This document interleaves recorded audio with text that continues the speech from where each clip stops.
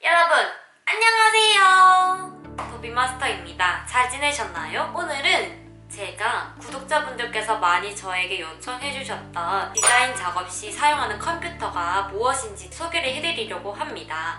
제가 사용하는 컴퓨터는 맥북 프로 17년형 13인치이고요. 그리고 디자인 작업 시 선택해야 하는 필수적인 컴퓨터 사양들은 어떤 것이 있는지, 그리고 어떻게 선택을 하면 좋은지에 대한 꿀팁들도 알려드리려고 합니다. 시작을 해보도록 할게요. 우선 오늘은 여러 가지 정보들이 있어서 제가 또 아이패드를 보면서 설명을 하도록 할게요. 자, 그럼 제가 사용하는 컴퓨터는 짜잔! 요거 맥북 프로를 저는 사용하고 있고요.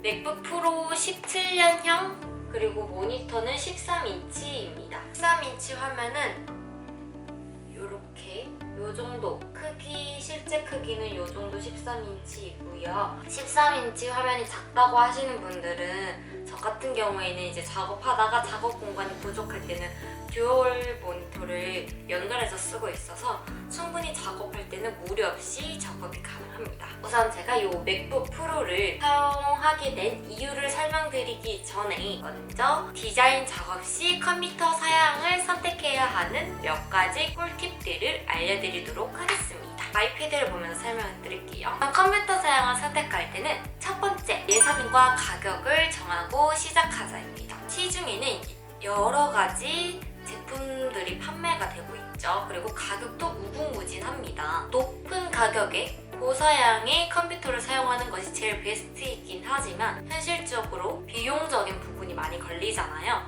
그렇기 때문에 우선 컴퓨터를 구입을 할 수 있는 나의 예산을 먼저 선정을 하고 그 예산을 가지고 내가 선택할 수 있는 사양들, 그리고 그거에 대한 최대의 가성비를 이끌어낼 수 있는 컴퓨터를 선택을 하는 게 제일 큰 목표겠죠. 그렇기 때문에 먼저 컴퓨터를 구입하실 때는 예산을 먼저 선정을 해주세요. 그리고 두 번째, 중앙 처리 장치 CPU를 확인하라입니다. 중앙 처리 장치가 뭐야 하시는 분들이 계시죠. 물론 저도 컴퓨터 전문가가 아니라서 처음에는 이 용어도 굉장히 어렵더라고요. 한마디로 중앙 처리 장치는 한마디로 사람의 뇌라고 생각을 하시면 됩니다.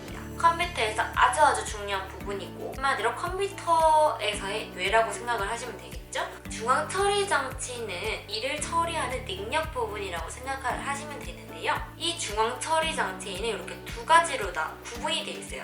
첫 번째는 듀얼 코드인가, 두 번째는 쿼드 코어인가. 듀얼 코드가 뭐고 쿼드 코어가 무엇일까요? 헷갈리시는 분들이 많으시죠? 듀얼 코어 같은 경우에는 두 개의 코어가 컴퓨터에 탑재가 되어 있다고 보시면 돼요. 쿼드 코어 같은 경우에는 4개의 코어가 탑재가 되어 있다라고 생각을 하시면 돼요. 그러면 듀얼 코어랑 쿼드 코어랑 이렇게 차이점을 알아봤는데 어떤 게 좋은가요? 라고 물어보신다면은 바로 쿼드 코어를 선택을 해주시면 됩니다. 왜냐하면 코어가 2개로 일을 처리하는 거랑 4개로 일을 처리하는 거랑 일의 속도가 다르겠죠.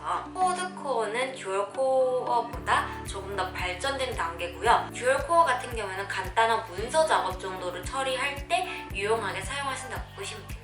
그리고 두 번째, 램 부분이죠. 램은 뭐냐면 메모리입니다. 사람으로 치면은 단기 기억 장치라고 생각을 하시면 됩니다. 램이 단기 기억 장치인 건 알겠는데 왜 램이 크면 좋은지 그거에 대해서 제가 설명을 해드리도록 할게요. 램이 크면은 메모리의 용량이 커집니다. 램은 단기 기억 장치라고 했죠. 한마디로 동시다발적으로 프로그램을 처리할 수 있는 속도가 더 빨라집니다. 예를 들면은 그래픽 디자인을 생각을 해보시면 조금 더 이해가 쉬우실 텐데요. 그래픽 디자인 작업하실 때 포토샵도 켜놓고 일러스트레이터도 한번 켜놓고 번갈아 가면서 작업하는 경우가 많아요. 그런데 우리는 포토샵을 껐다가 일러스트 키우는 게 아니라 2개의 프로그램을 동시에 켜져 있는 상태에서 작업을 많이 한단 말이에요. 그런데 램이 작으면 해당 이렇게 작업할 때 버벅거림이 있을 수도 있어요. 램이 클수록 해당 버벅거림이 없고 더 빠르게 신속하게 2개의 프로그램을 동시에 켜놓고 작업이 훨씬 수월하겠죠. 그렇기 때문에 램이 크면 좋다고 말씀드리고 있고요. 일반적으로 램은 몇 기가 정도가 좋을까요? 하시는 분들이 있는데요. 일반적으로 3D 작업 같은 경우에는 8기가 16기가가 적당하고요.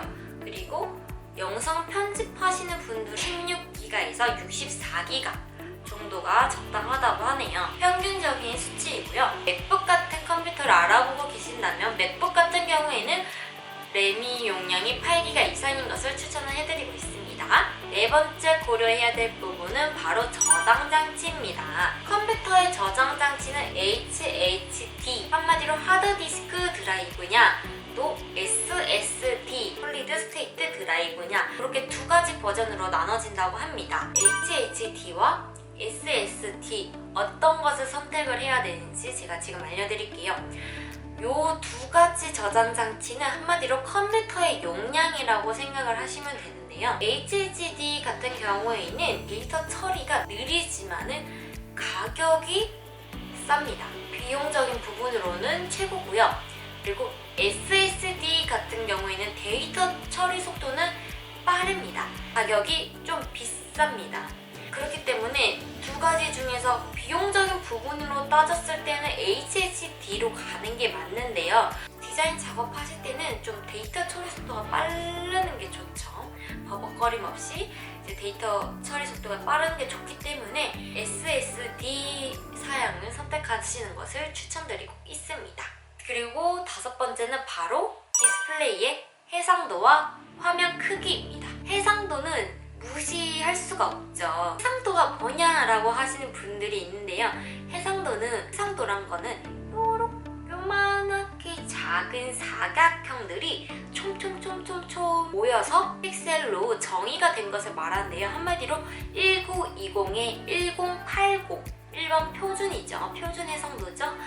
이 뜻은 가로가 1920의 사각형들이 모여있다. 세로가 1080의 작은 사각형들이 1080개의 사각형들이 모여있다 라고 생각을 하시면 됩니다. 이 해상도의 사각형의 개수가 많을수록 사각형이 촘촘하게 박혀있기 때문에 해상도가 뛰어나고요. 그리고 해상도가 높을수록 이제 색감이 아주 뛰어납니다. 아무래도 디자인 작업하실 때는 이 색감을 무시하지 못하죠. 그래서 이 해상도 부분도 함께 고려하셔서 선택하시면 좋을 것 같고요.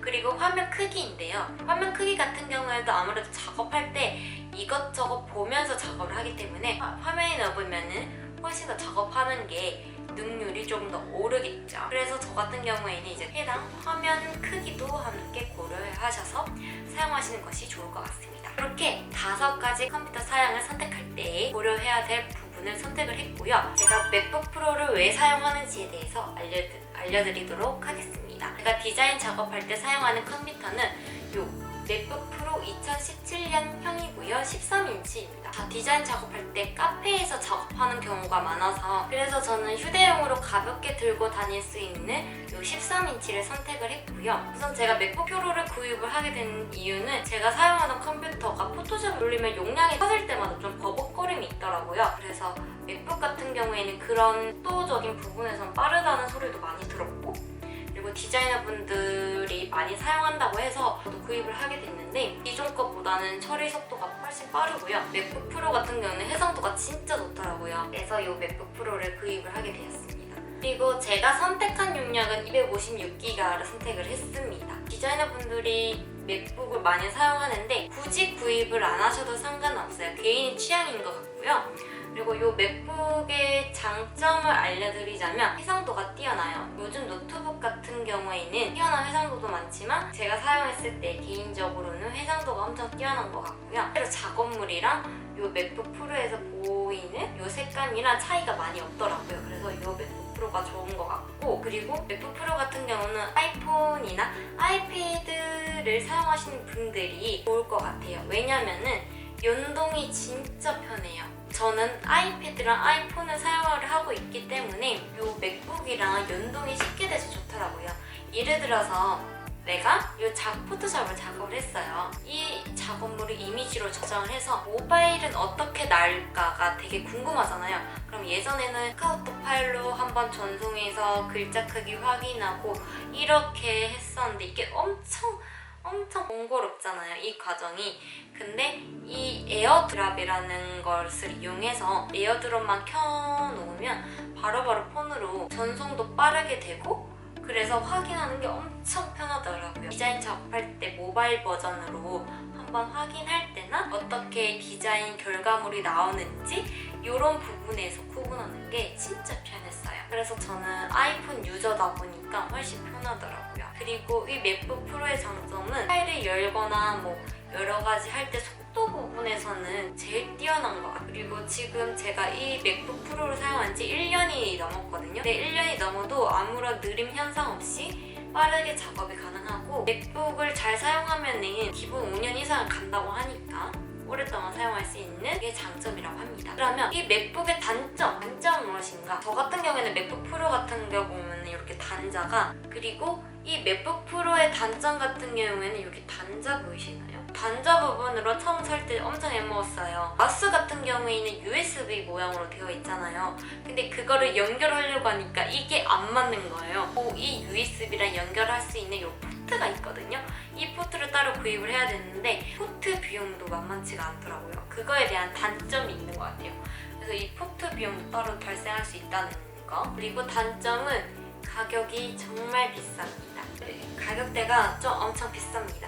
저는 최대한 저렴한 곳을 알아보면서 구입을 하게 됐는데, 가격이 높아서 가격이 조금 세서 이 가격대에 비해 더 좋은 컴퓨터들도 분명히 많으실 거예요. 그래서 굳이 애플을 사실 필요는 없지만 저는 가격이 높아도 구입한 게 후회는 없어요. 왜냐면은 제가 구입한 제품 중에서 제일 비싼 제품이기도 하거든요, 요 맥북이. 근데 저는 이 돈을 주고, 왜냐면 그만큼 제가 너무 잘 사용하고 있고 앞으로도 웬만해서 고장나기 전까지는 안 바꿀 것 같아요. 그냥 이 맥북 프로로 계속 갈 것 같습니다. 그래서 저는 이 맥북 프로를 이용을 하고 있습니다. 그래서 가격이 조금 높다는 게 이게 단점인 것 같긴 하지만 사람마다 취향은 다르니까요. 여기까지 저의 주관적인 맥북 프로 리뷰였고요. 디자인 컴퓨터를 사용하실 때 꼭 답은 정해져 있지 않습니다. 개인의 작업 환경이 어떤지에 따라서 컴퓨터 사용을 선택을 하시면 될 것 같아요. 제가 앞에서 말했던 부분들은 필수적으로 고려해야 될 부분이니까요. 해당 부분 참고하셔서 알아보시는 게 좋으실 것 같아요. 어디까지나 저의 주관적인 맥북 프로 리뷰도 함께 했고요. 도움이 되셨으면 좋겠고요. 그러면 다음 시간에도 더욱더 유익한 강의를 들고 올게요. 그럼 안녕! 다음 시간에 봐요.